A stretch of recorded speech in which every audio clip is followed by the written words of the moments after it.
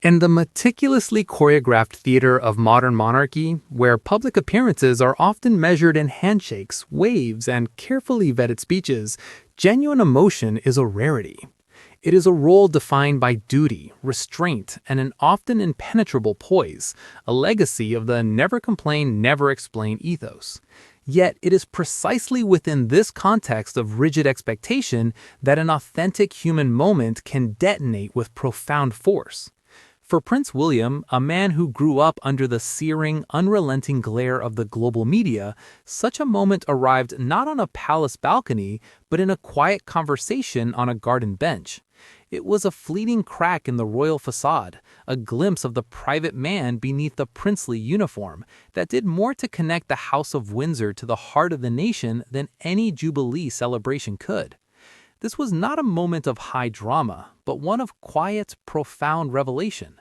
A future king speaking with palpable vulnerability about the deepest of personal losses, his mother, Princess Diana. To understand the seismic impact of this moment, one must first appreciate the landscape of William's public life. From childhood, his narrative has been inextricably tied to global spectacle and profound trauma. He was the small boy walking behind his mother's coffin, a sight that branded itself onto the conscience of the world. His adolescence and young adulthood were a tightrope walk between public duty and a fiercely guarded privacy, a direct reaction to the paparazzi-fueled maelstrom that contributed to Diana's death. As he matured, William cultivated an image of steady, dependable calm, a stiff upper lip incarnate. He was the reliable brother, the steadfast air ambulance pilot, the devoted family man. While admired, this persona could, at times, feel deliberately opaque, unnecessary armor against a world hungry for his story. This was the crux of the moment's power. Articulated vulnerability from a position of perceived invulnerability.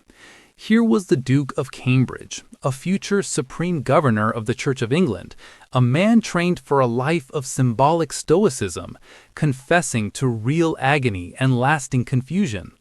He dismantled the myth that privilege is a shield against core human suffering. In doing so, he performed a monumental act of solidarity. For the millions across the UK who had lost loved ones during the COVID-19 pandemic, often in isolation, without traditional rites of mourning, his words were a validation.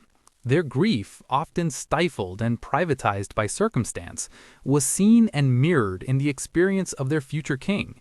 If he could speak of an unresolved, shape-shifting sorrow, then perhaps their own complex, messy feelings were not a sign of weakness, but of humanity. The public and media response was a wave of empathetic resonance. Headlines that typically dissected royal fashion or engagements instead spoke of bravery, heartfelt honesty, and a new kind of leadership. Social media filled with personal stories from people who felt seen by William's admission. Bereavement charities reported a surge in interest. The moment transcended the usual partisan debates about the monarchy's relevance. It connected on a purely human level. It showcased a form of leadership rooted not in authority, but in shared experience, a concept sometimes called vulnerable leadership, which built trust and connection far more effectively than impervious command. Furthermore, the moment represented a decisive, conscious break from the stoic traditions of his forebears. It was the culmination of a generational shift. William and Catherine, along with Harry, had been carefully engineering through their mental health advocacy. But this was its most potent personal expression. He was honoring his mother's legacy of emotional honesty, the Queen of Hearts who hugged AIDS patients and spoke of her struggles, while integrating it into his own, more reserved style of duty. He was redefining the emotional constitution of a monarch in waiting, proving that strength could encompass tenderness and that resilience could acknowledge fragility. The impact also rippled through the broader cultural conversation about masculinity. In a society still grappling with restrictive expectations for men, particularly regarding emotional expression, William's example was potent. He demonstrated that a man, a father, a husband, a pilot, a prince, could speak of grief and pain without his stature being diminished. In fact, his stature grew. He modeled a form of strength that was inclusive of emotional intelligence, providing a powerful counter-narrative to toxic stereotypes. However, this moment of connection did not exist in a vacuum. It was and remains shaded by the subsequent, very public fraying of his relationship with his brother, Prince Harry. Harry's own, more explicit and media-centric explorations of grief and mental strife in interviews and his memoir, Spare, create a complex juxtaposition, where William's revelation felt measured and integrated into a framework of service. Harry's have been explosive and accusatory. This contrast leaves the public with two starkly different models for processing royal trauma. One, a carefully managed integration of personal pain into public duty; the other, a full-throated, disruptive quest for personal catharsis and accountability. William's moment is thus also part of a painful family narrative, a reminder of the divergent paths taken by two brothers from the same profound source of sorrow.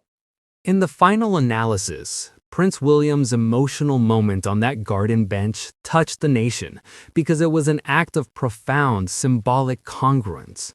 It bridged the immense gulf between the symbolic crown and the human heart. It showed that the firm is made of individuals who carry their own invisible weights. In a post-pandemic world aching with collective and individual loss, his willingness to name his own pain that never leaves granted a nation permission to feel its own. It transformed him from a remote, dutiful figure into a relatable fellow traveler in the universal human experience of love and loss. The moment did not diminish the monarchy, it humanized it. It suggested that the future king's authority might stem not from divine right or unassailable tradition, but from a hard-won empathy forged in the fires of personal sorrow. It was a reminder that before the titles, the uniforms, and the history, there is simply a man who misses his mother. And in that universal truth, a nation found not just a prince to respect, but a human being with whom they could, finally, connect. The weight of the crown he will one day wear remains immense, but in showing its human cost, William may have found a way to make it and himself truly understood.